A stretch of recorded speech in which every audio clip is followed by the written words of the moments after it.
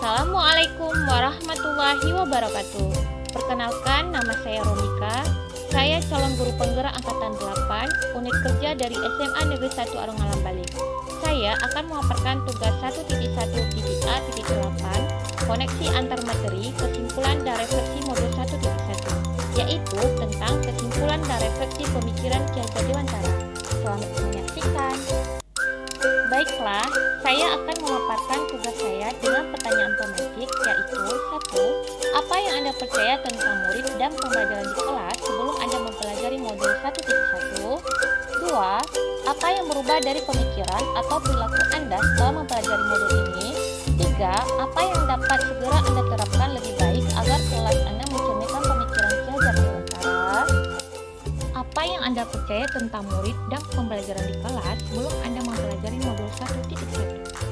Yang saya percaya tentang murid dan pembelajaran di kelas ialah 1. Pembelajaran hanya berpusat pada guru atau teacher center, sehingga guru lebih mendominasi dalam proses pembelajaran. Padahal saya tahu setiap anak memiliki karakter yang berbeda-beda.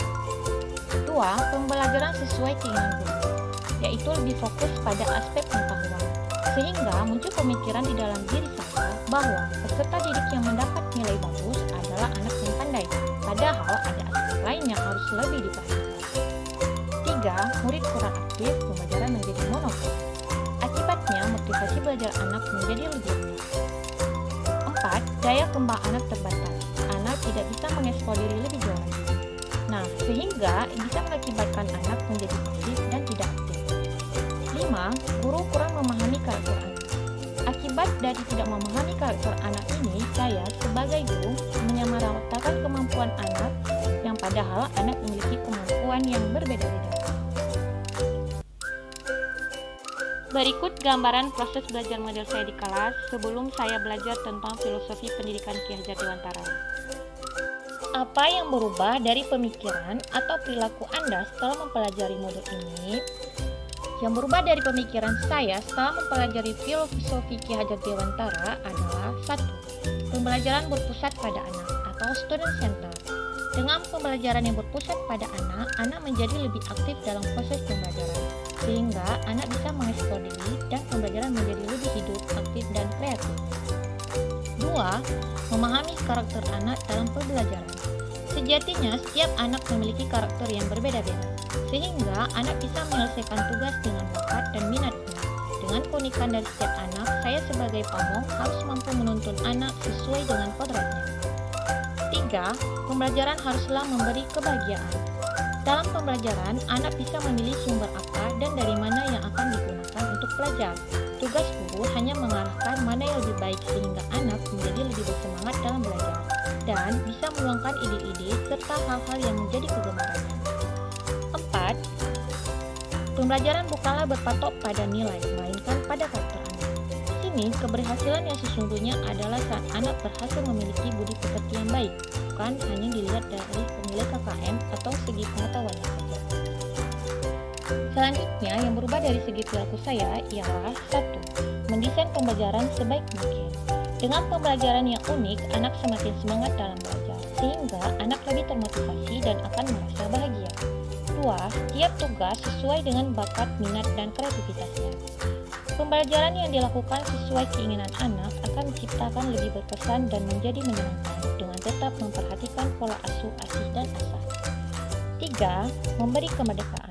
Dengan memerdekakan anak dalam pembelajarannya, anak lebih berkembang. Anak menjadi terbiasa dalam menuangkan hal-hal positif untuk mengekspresikan diri.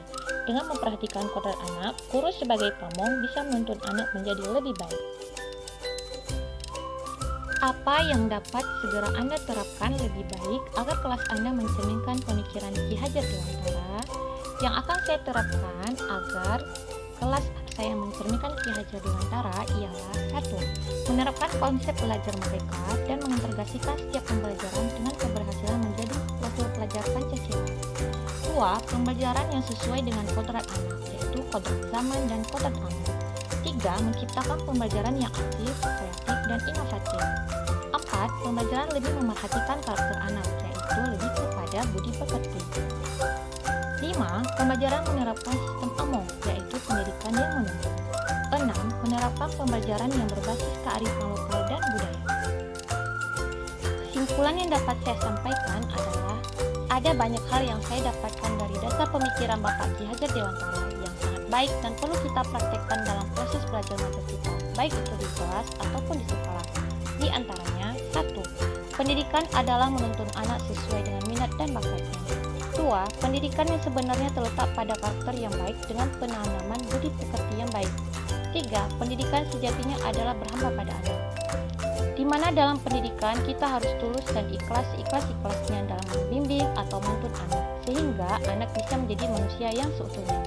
Karena anak itu ibarat kertas putih yang masih kosong, kita tidak bisa menggambar seperti yang kita mau. Tapi pada dasarnya, anak memiliki garis samar yang menjadi tugas kita untuk menambahkan garis samar itu, dengan cara menuntun garis itu menjadi lebih jelas sesuai dengan minat, bakat, dan keunikan, serta keistimewaan setiap anak.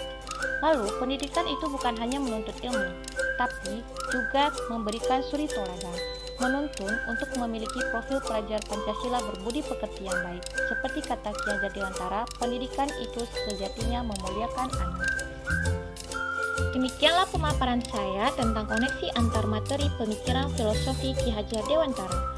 Mohon maaf jika ada salah-salah kata saya dalam penyampaian. Salam dan bahagia. Assalamualaikum warahmatullahi wabarakatuh.